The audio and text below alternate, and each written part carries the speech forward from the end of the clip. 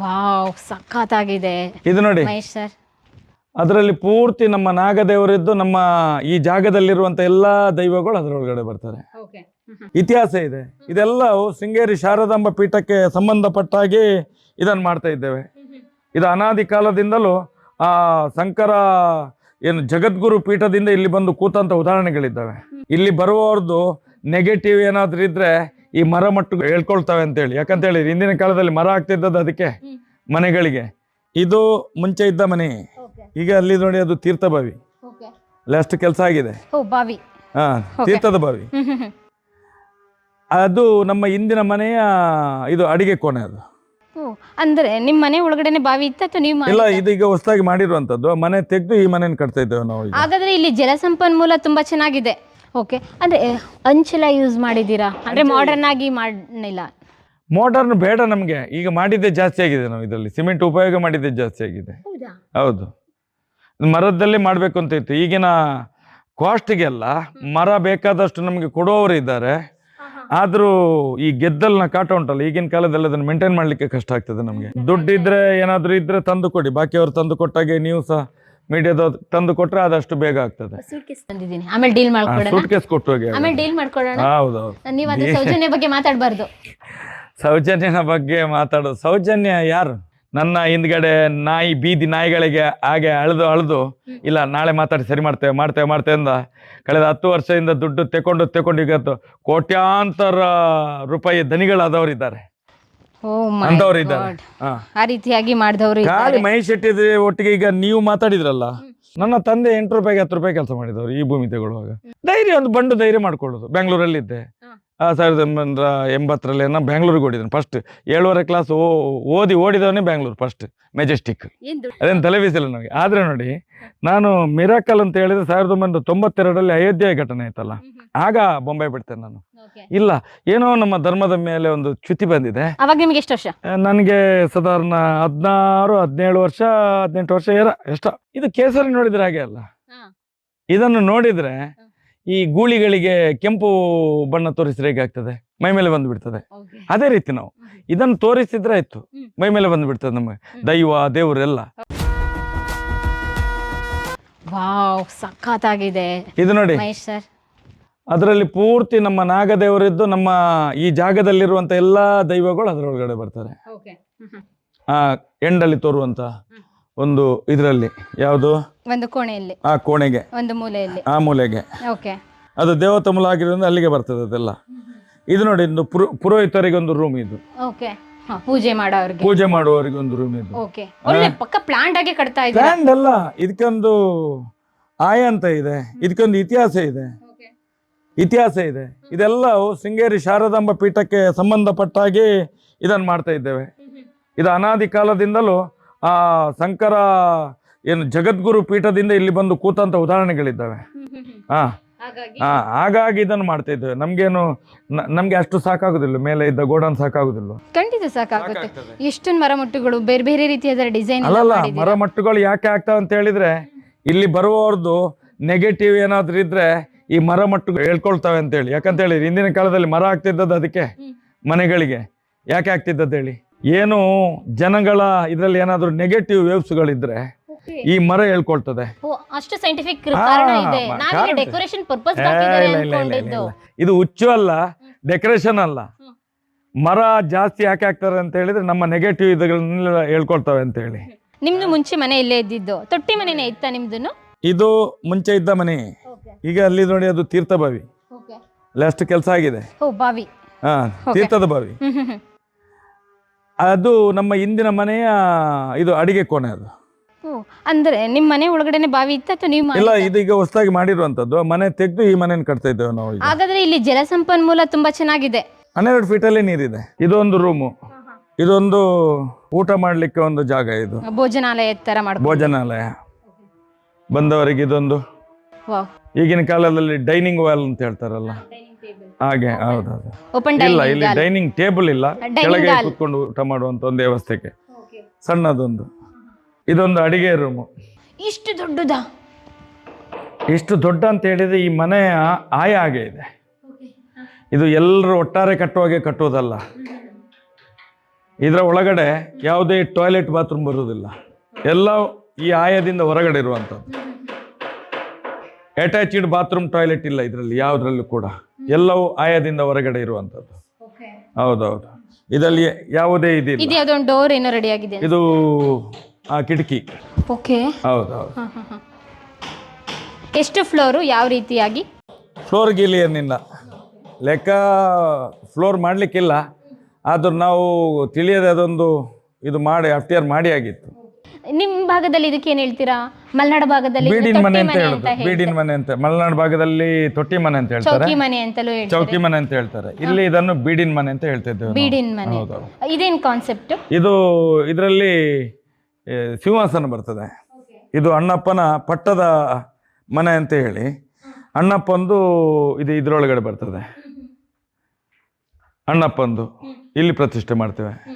ಅದು ಯಜಮಾನ ನಂದು ರೂಮ್ ಅದು. ಹೌದು, ಇದರಲ್ಲಿ ದೇವರನ್ನು ಪ್ರತಿಷ್ಠೆ ಮಾಡ್ತೇವೆ.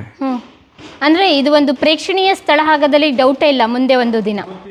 ಯಾಕೆಂದ್ರೆ ಇಷ್ಟು ದೇವರುಗಳನ್ನ, ತುಳುನಾಡಿನ ಸಂಸ್ಕೃತಿ, ಅದು ಅಣ್ಣಪ್ಪನಿಗೆ ಮತ್ತು ಮಂಜುನಾಥನಿಗೆ ಬಿಟ್ಟಂತ ವಿಚಾರ. ನಾವು ಅದರ ಬಗ್ಗೆ ಮಾತಾಡ್ಲಿಕ್ಕಿಲ್ಲ. ನಮ್ಗೆ ಏನು ನಮ್ಮ ಗುರುಗಳು ಕೊಟ್ಟಂತ ಆಶ್ವಾಸನೆ ಇದೆಯಾ, ಏನು ನಮ್ಗೆ ಒಂದು ಹೇಳಿದಾರೋ, ಅವ್ರೇನು ಇದಕ್ಕೊಂದು ಆಯವನ್ನು ಕೊಟ್ಟಿದ್ದಾರೆ, ಆ ರೀತಿಯಲ್ಲಿ ನಾವು ಮಾಡ್ತಾ ಇದ್ದೇವೆ. ಓಕೆ, ಅಂದ್ರೆ ಅಂಚೆಲ್ಲ ಯೂಸ್ ಮಾಡಿದ್ದೀರಾ? ಅಂದ್ರೆ ಮಾಡರ್ನ್ ಆಗಿ ಮಾಡಿಲ್ಲ. ಮೋಟರ್ನ್ ಬೇಡ ನಮಗೆ, ಈಗ ಮಾಡಿದ್ದೇ ಜಾಸ್ತಿ ಆಗಿದೆ. ನಾವು ಇದರಲ್ಲಿ ಸಿಮೆಂಟ್ ಉಪಯೋಗ ಮಾಡಿದ್ದೇ ಜಾಸ್ತಿ ಆಗಿದೆ. ಹೌದು, ಮರದಲ್ಲೇ ಮಾಡಬೇಕು ಅಂತ ಇತ್ತು. ಈಗಿನ ಕಾಸ್ಟಿಗೆಲ್ಲ ಮರ ಬೇಕಾದಷ್ಟು ನಮಗೆ ಕೊಡುವವರು ಇದ್ದಾರೆ. ಆದರೂ ಈ ಗೆದ್ದಲ್ನ ಕಾಟ ಉಂಟಲ್ಲ, ಈಗಿನ ಕಾಲದಲ್ಲಿ ಅದನ್ನು ಮೇಂಟೈನ್ ಮಾಡಲಿಕ್ಕೆ ಕಷ್ಟ ಆಗ್ತದೆ ನಮಗೆ. ಅದಕ್ಕೋಸ್ಕರ ನಾವು ಪೂರ್ತಿ ಇದನ್ನು ಮರಗಳನ್ನು ಮೇಲೆ, ಅಂದರೆ ಗೆದ್ದಲು ಮುಟ್ಟದಾಗೆ ಆದಷ್ಟು ಎತ್ತರದಲ್ಲಿ ಇಟ್ಟು ಅದಕ್ಕೆ ಬೇಕಾದ ಇದೆಲ್ಲ ಮಾಡಿ ಕೆಮಿಕಲ್ ಎಲ್ಲ ಕೊಟ್ಟು ಮರವನ್ನು ಮುಟ್ಟದಾಗೆ ಅದಕ್ಕೆಲ್ಲ ಪ್ಲಾನ್ ಮಾಡಿದ್ದೇವೆ. ಅದಕ್ಕೋಸ್ಕರ ಇಷ್ಟು ಎತ್ತರವಾಗಿ ಇದನ್ನು ಇದು ಮಾಡಿಕೊಂಡಿರುವಂಥದ್ದು. ಎಷ್ಟು ವರ್ಷದಿಂದ ಕಟ್ತಾ ಇರೋದು ಇದು? ಸಾಧಾರಣ 2010ರಲ್ಲಿ ಪ್ರಾರಂಭ ಮಾಡಿದ್ದೇವೆ. ಆ ದೇವಸ್ಥಾನ ಆದ ತಕ್ಷಣ ಅದೇ ಸ್ವಲ್ಪ ಸ್ವಲ್ಪ ಮಾಡ್ತಾ ಇರುವಂಥದ್ದು.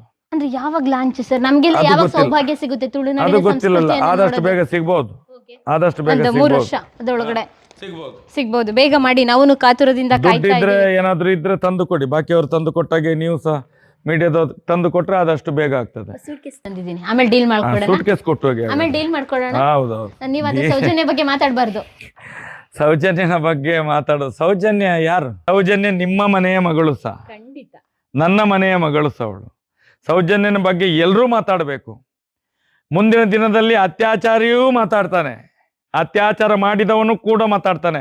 ನಾನೇ ಮಾಡಿದ್ದು ಹೇಳ್ತಾನೆ ಅವನು, ನಾನೇ ಮಾಡಿದ್ದು ನನ್ನಿಂದ ತಪ್ಪಾಗಿದೆ ಅಂತ ಹುಚ್ಚಿಡ್ದಾದ್ರೆ ಹೇಳ್ತಾನೆ. ನೋಡಿ, ಹೇಳ್ಬೇಕು, ಆ ಥರ ಹೇಳ್ಬೇಕು. ನಾನು ಯಾಕೆ ಆ ಥರ ಮಾತಾಡಿದೆ ಅಂತ ಹೇಳಿದ್ರೆ, ನಿಮ್ಗೆ ಈ ಥರ ಆಮಿಷಗಳು ಬಂದಿದ್ಯಾ? ಸೌಜನ್ಯ ಬಗ್ಗೆ ಮಾತಾಡಬಾರ್ದು, ಸುಡ್ಗೆಸ್ ಎಲ್ಲ ಆಮಿಷಗಳು ಒಡ್ಡಿದಾರ, ಈ ರೀತಿ ಬಂದಿದ್ಯಾ ಅಂತ ಕುತೂಹಲ. ನೋಡಿ, ಮಾತಾಡಿದವರು ಇದ್ದಾರೆ, ಉಗ್ದು ಮುಖಕ್ಕೆ ಉಗ್ದು ಕಳಿಸಿದವರು ಇದ್ದಾರೆ. ಈಗ ಕೋಟಿ ಕೋಟಿ ಈ ದುಡ್ಡಿನ ಒಡೆಯರು ಆಗಿದ್ದಾರೆ, ಡೀಲ್ ಮಾಡ್ಲಿಕ್ಕೆ ಬಂದವರು.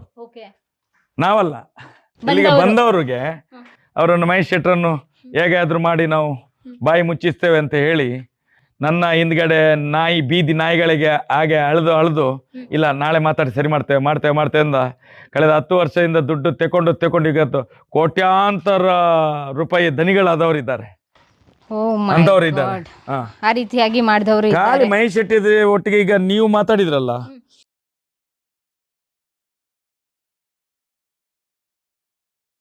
ಆಗ್ತಿರಲ್ಲ ಅಂತ ಗೊತ್ತಿಲ್ಲ, ಡೀಲ್ ಮಾಡ್ಲಿಕ್ಕೆ ಪ್ರಯತ್ನ ಅಂತೂ 100ಕ್ಕೆ 100.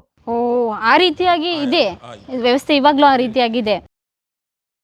ಆ ಊರಿನಲ್ಲಿ ಎಂತ ಉಂಟು ಅಂತ ಗೊತ್ತಿಲ್ಲ. ಇಲ್ಲಿ ತುಂಬಾ ಮಂದಿ ಬಂದವರು, ನಾನು ಹೇಳಿದಲ್ಲ ಆಗ, ಮೀಡಿಯಾ ಮಾಡ್ಕೊಂಡು ಹೋಗೋದು, ನನ್ನ ಹತ್ರ ಫೋಟೋ ತೆಗೆಸ್ಕೊಂಡು ಹೋಗೋದು, ಅಲ್ಲಿ ಒಂದು ತೋರಿಸ್ಬಿಡುದು ಅಷ್ಟೇ, ಮುಗೀತು, ಕತೆ ಮುಗೀತು. ಸೌಜನ್ಯ ಹೋರಾಟನಿಲ್ಲ, ಸೌಜನ್ಯ ಸತ್ತದ್ದು ಇಲ್ಲ, ರೇಪ್ ಆಗಿದ್ದಿಲ್ಲ, ಎಲ್ಲ ಸರಿ ಇದೆ ಅಂತ ಹೇಳ್ತಾರೆ. ಓಕೆ, ಸೌಜನ್ಯ ಬಗ್ಗೆ ಸಾಕಷ್ಟು ವಿಚಾರಗಳನ್ನ ಮಾತಾಡಲೇಬೇಕು. ಅದಕ್ಕೂ ಮುಂಚೆ ಮಹೇಶ್ ಶೆಟ್ರು ಬಾಲ್ಯ ಜೀವನ ಹೇಗಿತ್ತು? ಎಷ್ಟು ಜನ ಮಕ್ಕಳು? ನಿಮ್ಮ ತಂದೆ ತಾಯಿಗಳು ಏನು ಕೆಲಸ ಮಾಡ್ತಾ ಇದ್ರು? ನಮ್ಮ ತಂದೆ ತಾಯಿ, ನನ್ನ ತಂದೆ ಬೊಂಬೆಯಲ್ಲಿ ಕಂಪನಿಯಲ್ಲಿ ಕೆಲಸ ಮಾಡ್ತಾ ಇದ್ರು. ಏನೋ ಈ ಭಾಗಕ್ಕೆ ಬರಬೇಕಾಯ್ತು, ಬಂದರು, ಜಾಗ ತಗೊಂಡ್ರು 1968ರಲ್ಲಿ. ಜಾಗ ತಗೊಂಡು ನಾನು ಹುಟ್ಟಿದ್ದು ಅದೇ 1968ರಲ್ಲಿ. ಈ ಮಣ್ಣಲ್ಲಿ ಹುಟ್ಟಿದ್ದೇನೆ ನಾನು, ಈ ಮಣ್ಣಲ್ಲಿ, ಇಲ್ಲೇ. ಓಕೆ, 68ರಲ್ಲಿ ಜಾಗ ತಗೊಂಡದ್ದು. ನನ್ನ ಅಣ್ಣ ಇರೋದು, ಎರಡನೇ ನಾನು 1968 ಹುಟ್ಟಿದಂತ ನಾನು. ಅಂದ್ರೆ ನೀವು ಅಂದ್ರೆ ಲಕ್ಕಿ ಮಗ, ಲಕ್ಕಿ ಸಣ್ಣ ಗೊತ್ತಿಲ್ಲ. ಇವತ್ತು ನಮ್ಗೆ ಇಲ್ಲಿಯೂ ಜಾಗ ಇದೆ. ಒಂದು ಸ್ವಲ್ಪ ಆ ಕಡೆ ಹೋದ್ರೆ ನೀವು ಅಲ್ಲಿ ಒಂದು ಟ್ಯಾರಿಸ್ ಮನೆ ಸಿಗ್ತದೆ ನಿಮ್ಗೆ. ಇದು 24 ಎಕರೆ ಪಟ್ಟ ಲ್ಯಾಂಡ್ ನಾವು ಪರ್ಚೇಸ್ ಮಾಡಿದ್ದು ಆಗ. ಅಲ್ಲಿ ಒಂದು 8-10 ಎಕರೆ 12 ಎಕರೆ ಅಲ್ಲಿ ಇದೆ, ಅದೆಲ್ಲ ಪರ್ಚೇಸ್. ಇಲ್ಲಿ ನಾವು ಯಾರ್ದೋ ತಲೆ ಹೊಡೆದು ಸಕ್ರಮ ಅರ್ಜಿ ಹಾಕಿ ಮತ್ತೆ ಯಾರ್ದೋ ಇದಕ್ಕೆ ಬೇಲಿ ಹಾಕಿ ಈ ಲ್ಯಾಂಡ್ ರಿಫಾರ್ಮಲ್ಲಿ ತೆಗೆದುಕೊಂಡ ಜಾಗ ಯಾವುದಿಲ್ಲ. ಎಲ್ಲ ನಮ್ಮ ತಂದೆ, ನಮ್ಮ ಫ್ಯಾಮಿಲಿ, ನನ್ನ ತಂದೆಯವರು ತಗೊಂಡಂತ ಆಸ್ತಿ ಇರುವಂತದ್ದು ಇಲ್ಲಿ. ಯಾಕಂದ್ರೆ ಅವಾಗ ಕೃಷಿನೇ ಆದಾಯ ಅಲ್ವಾ, ಅದನ್ನ ಬಿಟ್ಟರೆ ಬೇರೆ ಇನ್ನೇನು ಇಲ್ಲ. ಪೂರ್ತಿ ಭತ್ತ, ಇದು ಎಲ್ಲ ಗದ್ದೆ ಇತ್ತು. ಏನೋ ಅದೃಷ್ಟವಶತ್ತು ನಾವು ಅಲ್ಲಿ ಜಾಗ ತಗೊಂಡಿದ್ದೆ ಅಂತ ಇಲ್ಲೆಲ್ಲ ನಮ್ಮ ತಂದೆ ತಂಗಿ ಮಕ್ಕಳು ಅವರು ಇವರು ಇವರೆಲ್ಲ ವಾಸ ಮಾಡ್ತಿದ್ರು. ಇವತ್ತು ಮೀಡಿಯಾದಲ್ಲಿ ನೋಡ್ಬೋದು ಕೆಲವು ಕಡೆಯಲ್ಲಿ ನಮ್ಮ ವಿರುದ್ಧ ಮಾತಾಡೋರು ಕೂಡ ಇದ್ದಾರೆ. ನಮ್ಮ ಸೋದರ ತಂದೆಯ ತಂಗಿಯ ಮಕ್ಕಳೆಲ್ಲ ಕೆಲವು ಟಿವಿಗಳಲ್ಲಿ ನಮ್ಮ ವಿರುದ್ಧ ಮಾತಾಡಿದ್ದು ನೀವು ಕೇಳಿರ್ಬೋದು. ಅಂದ್ರೆ ನಿಮ್ಮ ಫ್ಯಾಮಿಲಿನೇ ನಿಮ್ಮ ವಿರುದ್ಧ ಮಾತಾಡೋಂತ ಷಡ್ಯಂತ್ರ ಯಾಕೆ ನಿಮ್ಮ ವಿರುದ್ಧ ಅಂತ ಹೇಳಿದ್ರೆ ಹಣ ನೋಡಿದ್ರೆ ಹೆಣನು ಬಾಯಿ ಬಿಡುತ್ತೆ. ಅದರಲ್ಲಿ ಸಂಬಂಧ ಗಿಂಬಂಧ ಸಹೋದರತೆ ಇದು ಏನಿಲ್ಲ, ದಾಯಾದಿ ಕಳಹ ಇದನ್ನೆಲ್ಲ ಮಾಡಿ ಏನು ಮಾಡಿದ್ರು ಕಡೆಗೆ ನೋಡಿ ನನ್ನ ತಂದೆಗೆ 7 ಮಕ್ಕಳು, ತಂದೆಗೆ 7 ಮಕ್ಕಳು, 5 ಗಂಡು 2 ಹೆಣ್ಣು. ನಾನು 2ನೇವನು. ಇದು ನನ್ನ ತಂದೆ ಆಸ್ತಿ. ನಾನು ಬೊಂಬೆಯಲ್ಲಿ 1992 ತನಕ ಬೊಂಬೆಯಲ್ಲಿದ್ದೆ. ಬೊಂಬೆಯಿಂದ ಬಂದ ತಕ್ಷಣ ನಾವು ಹೋಟ್ಲಲ್ಲಿ ಗ್ಲಾಸ್ ತೊಳೆಯೋದು. ಸಪ್ಲೈಯರ್ ಆಗಿ ಅಂದ್ರೆ ತೊಳೆಯೋದು? ಗ್ಲಾಸ್ ಸಪ್ಲೈಯರ್ ಅಲ್ಲ, ಗ್ಲಾಸ್ ತೊಳೆಯೋದು. ಹೋಟ್ಲಲ್ಲಿ ಪಾತ್ರೆ ತೊಳೆಯೋದು. ಅದು ಮತ್ತೆ ಗ್ಲಾಸ್ ಎಲ್ಲ ತೊಳೆದ ಮೇಲೆ ಮತ್ತೆ ಪಾತ್ರೆ ತೊಳಿಲಿಕ್ಕೆ ಅದು ಪ್ರಮೋಷನ್. ಅಲ್ಲಿಂದ ಮತ್ತೆ ವೇಟರ್, ಅಲ್ಲಿಂದ ಮತ್ತೆ ಕ್ಯಾಶಿಯರ್, ಅಲ್ಲಿಂದ ಮತ್ತೆ ದನಿ ಆಗೋದು ಹೋಟೆಲ್ ಇದ್ದು ಸ್ಕ್ರಾಚ್ ಇಂದ. ಹಂಗಾದ್ರೆ ಹೌದೌದು, ಅದೆಲ್ಲ ಟ್ರೈನಿಂಗ್ ಬೇಕು. ಅದು ಒಟ್ಟಾರೆ ಹೋಗಿ ದನಿ ಅಂತ ಹೇಳಿ ಆಗ್ಲಿಕ್ಕೆ ಆಗೋದಿಲ್ಲ. ಹಾಗೆ ಜೀವನ ಮಾಡಿದವರು ನಾವು. ಮತ್ತೆ ಏನೋ ಒಂದು 1992 ಅಯೋಧ್ಯೆ ಘಟನೆ ಆಯ್ತು. ಆಗ ಒಂದು ಹುಚ್ಚು, ಹಿಂದೂ ಧರ್ಮ ಅನ್ನೋಂಥ ಹುಚ್ಚು. ಮಹೇಶ್ ಶೆಟ್ರು? ನಾನು 7ನೇ ಕ್ಲಾಸ್ ಓದಿರೋದು.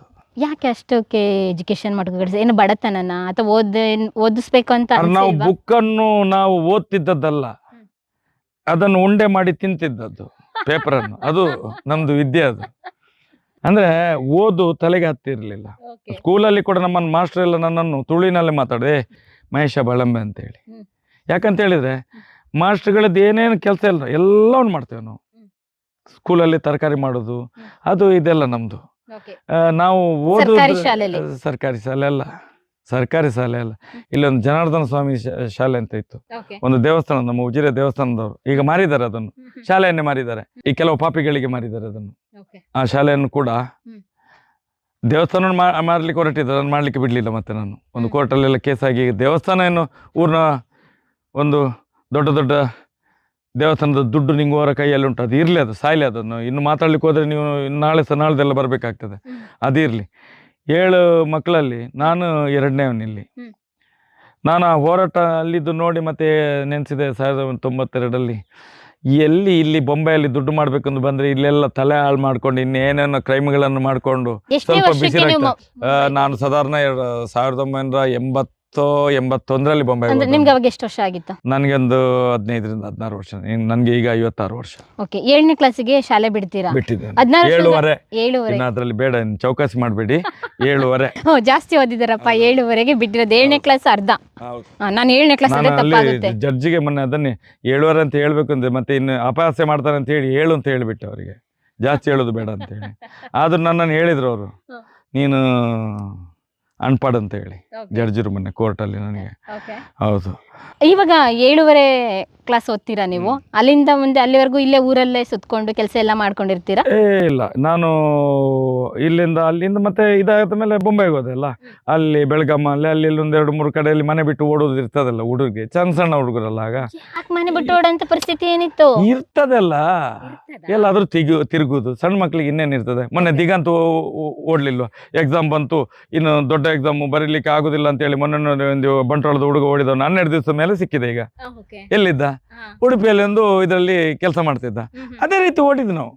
ಓಡಿ ಮತ್ತೆ ಸೀದಾ ಬೊಂಬೈಗೆ ಹೋಗಿದ್ದು. ಬೊಂಬೈಗೆ ಹೋಗಿ ಒಂದು ಅಲ್ಲಿ ಒಂದು 7-8 ವರ್ಷ ಇದ್ದು ಮತ್ತೆ ಅಯೋಧ್ಯೆ ಬೊಂಬೈ ಲೈಫ್ ಏನು ಹೋಟ್ಲಲ್ಲಿ ನಮ್ದು ಕಲರ್ಫುಲ್ ಲೈಫ್ ಇಲ್ಲ. ವಾರಗಟ್ಲೆ ದುಡಿದು ತಿಂಗಳಗಟ್ಲೆ ಸಂಬಳ ತಗೊಳ್ಳೋದು, ನಾವೇ ಖರ್ಚು ಮಾಡಿಕೊಳ್ಳೋದು, ಇದೇ ಆಯ್ತು. ಮತ್ತೆ ಲಾಸ್ಟಿಗೆ ಸಂಬಳ ಕೊಡ್ತಾ ಇದ್ರು?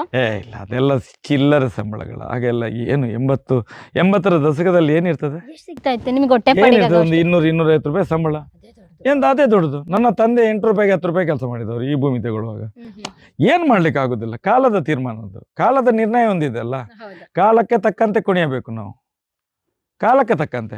ಈಗ ಕಾಲ ಬೇರೆ, ಆಧುನಿಕ ಯುಗ. ಅಂದ್ರೆ ನೀವು ಮನೆಯಲ್ಲಿ ಜಗಳ ಮಾಡ್ಕೊಂಡು ಕೋಪ ಮಾಡ್ಕೊಂಡು ಕೋಪ ಗೀಪ ಏನಿಲ್ಲ, ಪ್ರೀತಿಯಿಂದಲೇ ಹೋಗಿದ್ದು. ಪ್ರೀತಿ ಓಡೋದು ಅಟ್ರಾಸ್ ಒಂದು ಹೋಗುವ ಅಂತ ಹೇಳಿ ಅಷ್ಟೇ.